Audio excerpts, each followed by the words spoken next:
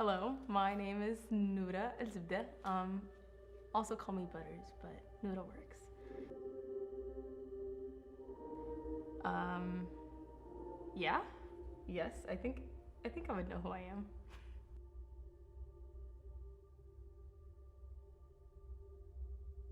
Definitely the latter, where something caused me to understand who I am. Ooh, I only get one sentence. Okay. Um, ooh.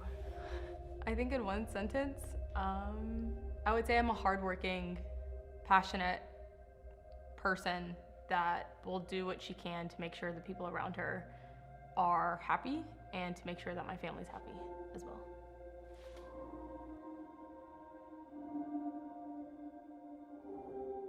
I would say that my perception of myself is pretty honest. I kind of have a pretty good idea of who I am, the things that I like, the things that I don't like.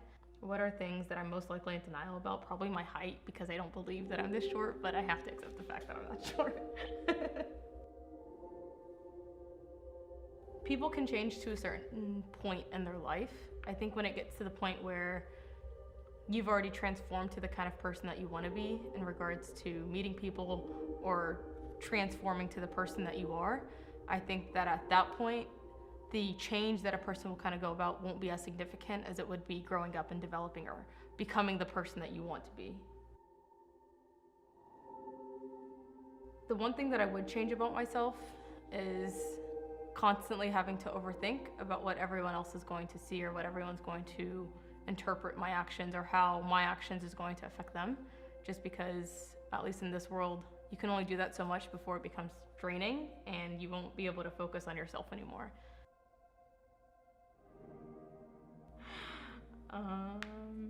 I think dedicated is one word, because being in school for so long and constantly having to study would be one, and a little quirky / ratchet at the same time. That's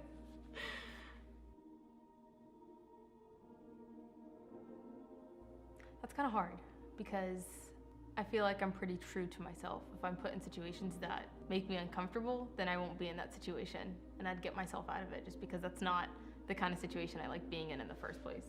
Actually, I take that back. One point, 7th grade, I got sucked into a crowd that probably wasn't the best crowd, but it kind of taught me the things that I didn't want to do. But this was gym class. We are sitting together. Someone passes me a blunt and is like, "Here, take a hit." I looked at it, and going along with the crowd, I kind of thought that it was the best thing to do. So I took it in my hand, I looked at it for a second, and then at that moment I realized that it wasn't something that I wanted to do, nor is it something that I am. So I just kind of put it back down and walked off. And so I think that was probably a turning point for me, because I realized that that wasn't me at all. The crowd that I was in wasn't me at all. Doing drugs is bad. One specific time is hard because I feel like I'm true to myself. At least I try to be all the time, but I think the most I've been true to myself is just whenever I'm with like my closest friends or my closest people, and I feel like I'm around people that let me be me. So if it's in any setting, either drinking a cup of coffee and studying, or going for a run, or going to the gym, or doing any of that kind of stuff, I feel like that's just me. And it's hard to explain one time because I feel like I'm me all the time, if that makes sense. It's definitely my mom, for sure. Growing up, I would say it probably wasn't the easiest. My dad passed away whenever I was 12, and so my mom has been constantly a role model for me to kind of be the way that I am. Super strict about a lot of different things, but looking back at it now, I think every action that she took, every reason she said that I couldn't do something, or I couldn't go out, or I couldn't do any of that things, has only driven me to kind of be the person that I am and look at life in a different perspective, and almost in a way that is more appreciative for the bigger picture than it is like the little minute singular things that can have that temporary kind of happiness that people look for.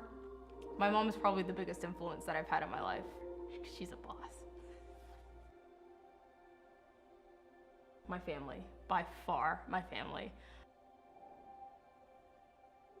The type of relationship that probably means the most to you is the one where I can connect with you on all levels. So I feel like I have a pretty big heart, and I feel like I'm a pretty good person. And so whenever I can look at you, or you can look at me, or I can talk to you in a way where I can take you in as a whole. Although I'm small, but I like to take everyone in as much as I can, and be able to connect with them on a more than just a social level, but a personal level, and get to know them and let them get to know me. Just because me being the way that I am, it's hard for me to let people know me because I feel like there's too much nonsense happening on the inside. So ones that I can connect on all levels and not just on a social level would be the one that means the most to me. It'd be my mom, for sure. And although he's not around, probably my dad. Growing up, it'd be constantly a way for us to kind of make sure that he's proud of me and what I've become. Him leaving and my mom staying would be the biggest impact for me to make him proud. And knowing that my mom sees me the way that I am would be another reason why her opinion would be the most important to me.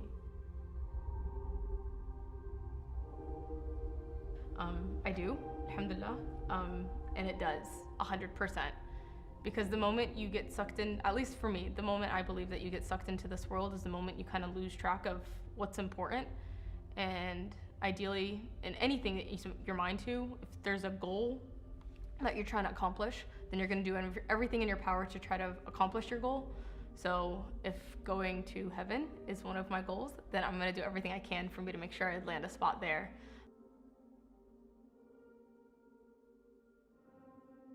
Oh, by your experiences, by far. No question about that. Ooh, so deep. Okay. I'm a person of society. I'm a person in the healthcare world.